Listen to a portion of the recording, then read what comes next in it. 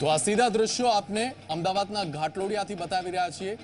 કેન્દ્રીય ગૃહમંત્રી અમિત શાહ ઉત્તરાયણનો પર્વ મનાવવા માટે પહોંચી ચૂક્યા છે।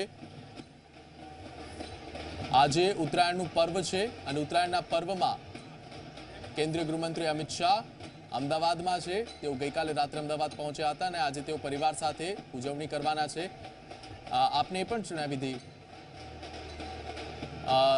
જણાવી દઈએ કે તેઓ અત્યારે થલતેજના મેપલ ટાવર પહોંચ્યા છે અને મેપલ ટાવરમાં તેઓ ઉત્તરાયણની ઉજવણી કરશે અને આ સીધા દ્રશ્યો થલતેજના મેપલ ટાવરથી આપને બતાવી રહ્યા છીએ। થોડી જ વારમાં તેઓ ધાબે પહોંચશે અને ત્યાં આપને તેઓ ઉજવણી કરશે એ પણ આપને સીધા દ્રશ્યો બતાવીશું।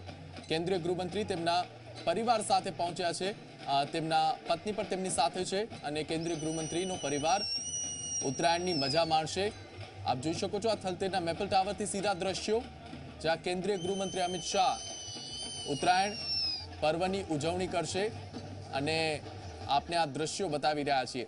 થોડી વારમાં પાછા કનેક્ટ થઈશું જ્યાં સુધી કેન્દ્રીય ગૃહમંત્રી ટેરેસ પર આવી જશે અને તેઓ પતંગ ચગાવશે। ગત વર્ષે પણ આ જ પ્રકારના દ્રશ્યો જોવા મળ્યા હતા, પરંતુ ગત વર્ષે તેમના સમર્થકોની અને લોકોની સંખ્યા વધારે હતી। આજે સમર્થકો ઓછા જોવા મળશે કારણ કે કોરોનાની ગાઈડલાઈનનું પાલન પણ કરવાનું છે અને સોશિયલ ડિસ્ટન્સ પણ જાળવવાનું છે અને આ સીધા દ્રશ્યો આપને થલતેજથી બતાવી રહ્યા છીએ। પતંગ રસિયાઓ જ્યારે વહેલી સવારથી ધાબે ચડ્યા છે ત્યારે કેન્દ્રીય ગૃહમંત્રી પણ અમદાવાદમાં ઉત્તરાયણની ઉજવણી માટે આવ્યા છે। પરિવાર સાથે તે ઉત્તરાયણના પર્વની ઉજવણી કરવા માટે થલતેજ પહોંચી ચૂક્યા છે કેન્દ્રીય ગૃહમંત્રી। તેમની સાથે તેમના પત્ની પણ છે। મેપલ ટાવર ખાતે ઉત્તરાયણ ઉજવવા માટે તેઓ પહોંચી ચૂક્યા છે અને થોડી જ વારમાં આપને ટીવી સ્ક્રીન પર ટેરેસ પર કેન્દ્રીય ગૃહમંત્રી જોવા મળશે। આજે સવારે તેમણે પરિવાર સાથે ભગવાન જગન્નાથજીના દર્શન કર્યા હતા। ભગવાન જગન્નાથના દર્શન કરી તેમની આરતી પણ ઉતારી અને તેમના આશીર્વાદ પણ લીધા। ત્યારબાદ તેમણે પરિસરમાં ગૌદાન અને ગૌ પૂજા પણ કરી હતી, ગજરાજની પૂજા પણ કરી હતી। આજનો દિવસ દાન પુણ્યનો દિવસ કહેવાય છે અને આજના દિવસે દાન પુણ્યનું પણ એક અનેરું મહત્વ હોય છે અને આજનો દિવસ હિન્દુ શાસ્ત્ર પ્રમાણે એક મહત્વનો દિવસ છે કારણ કે આજે સૂર્ય મકર રાશિમાં ભ્રમણ શરૂ કરે છે અને આજથી જે એક મહિના કમૂરતા હોય છે એ કમૂરતા આજથી પૂરા થાય છે અને હવે સારા દિવસોની શરૂઆત થાય છે એ માનવામાં આવે છે। ત્યારે ઉત્તરાયણના દિવસનું પર્વ ધાર્મિક રીતે પણ મહત્વનું છે અને સાથે સાથે લોકોને તહેવાર ઉજવવાની રીતે પણ એટલું જ મહત્વ ધરાવે છે અને ગુજરાતીઓ માટે પતંગ એક અનેરો ઉત્સવ લઈને આવે છે। ઉત્તરાયણ એક અનેરો ઉત્સવ લઈને આવે છે ત્યારે સૌ કોઈનું એવું પેશન હોય છે કે ઉત્તરાયણનો તહેવાર હોય તો પોતાના શહેરમાં પોતાના ગામમાં જ મનાવવું અને એટલા માટે જ કેન્દ્રીય ગૃહમંત્રી અમિત શાહ તેઓ પણ પોતાનું આ શહેર અમદાવાદ શહેર ત્યાં પરિવાર સાથે ઉત્તરાયણ મનાવવા માટે પહોંચી ચૂક્યા છે।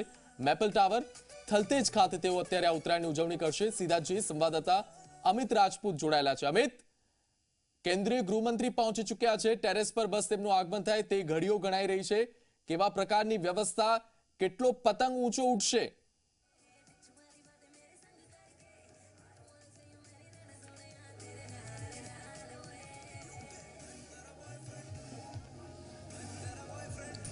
जी जी जी मैं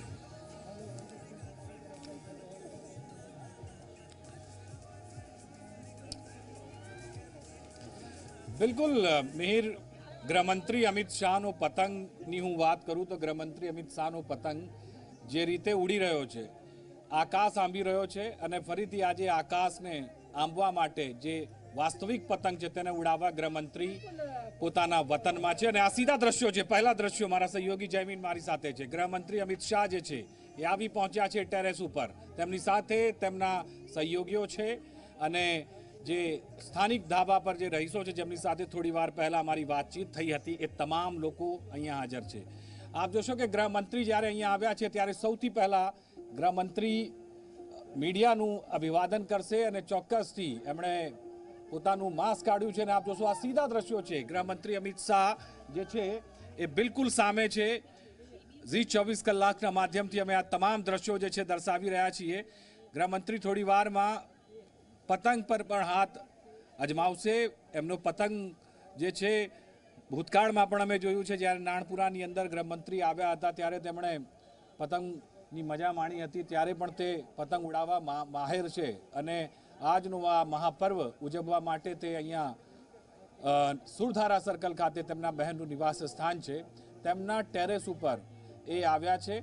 કોઈ પણ વધારે લોકો અહીંયા એકત્ર ના થાય તેમની સાથે તેમણે વિશેષ ધ્યાન રાખ્યું છે અને પાછળની તરફ પર જે બીજા નાગરિકો તેમની રાહ જોઈ રહ્યા છે તો ત્યાં પણ તે જઈ રહ્યા છે. અત્યારે દ્રશ્યો જે છે એટલે ટેરેસના ચારે તરફ ગૃહમંત્રી જે છે એ ફરીને નાગરિકોનું અભિવાદન જે છે ઝીલી રહ્યા છે. તેમણે સ્પષ્ટ કર્યું છે કે તે અહીંયા આવી ગયા છે અને ટૂંક જ સમયમાં પાછળના ધાબા પરથી પરત અહીંના આગળના ધાબા ઉપર જે સામે દ્રશ્યો જોઈ રહ્યા છો આપ, એ ધાબા ઉપર ગૃહમંત્રી અમિત શાહ જે છે એ આવશે અને પોતાનું જે પતંગ પર્વની શરૂઆત જે છે આજે કરશે. કારણ કે આપ જોશો કે અહીંયા ગૃહમંત્રી જે છે એ અહીંયા આવી ચૂક્યા છે અને આ વિસ્તારમાં જે માહોલ હતો આતુરતાથી ગૃહમંત્રીની રાહ જોવાઈ રહી હતી એ આતુરતાનો તમામ લોકોનો અંત થયો અને ગૃહમંત્રી ખૂબ સાદગીપૂર્વક તમામ લોકો સાથે અહીંયા મળ્યા. કેમેરા પર્સન જયમીન વ્યાસની સાથે અમિત રાજપૂત, ઝી મીડિયા, અમદાવાદ.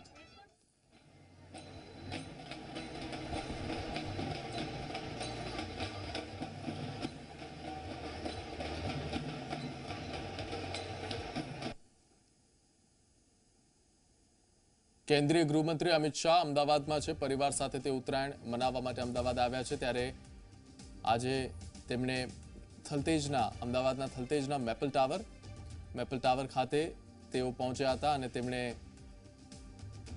લોકોનું અભિવાદન ઝીલ્યું હતું. કેન્દ્રીય ગૃહમંત્રીએ તેમની સાથે ભાજપના સ્થાનિક નેતાઓ પણ ઉપસ્થિત રહ્યા અને કેન્દ્રીય ગૃહમંત્રી આજે જ્યારે અમદાવાદમાં છે પરિવાર સાથે તે ઉજવણી કરવા આવ્યા છે ત્યારે તેઓ દર વર્ષે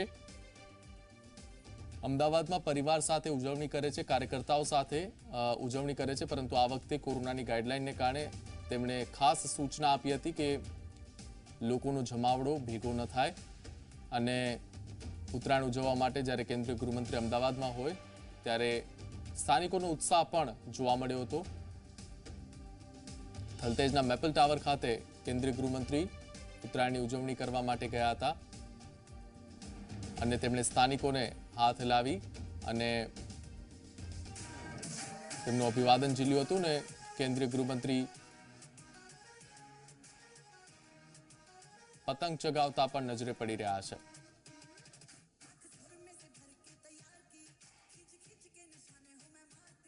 આ સીધા દ્રશ્યો આપને બતાવી રહ્યા છે. કેન્દ્રીય ગૃહમંત્રી પતંગ ચગાવી રહ્યા છે.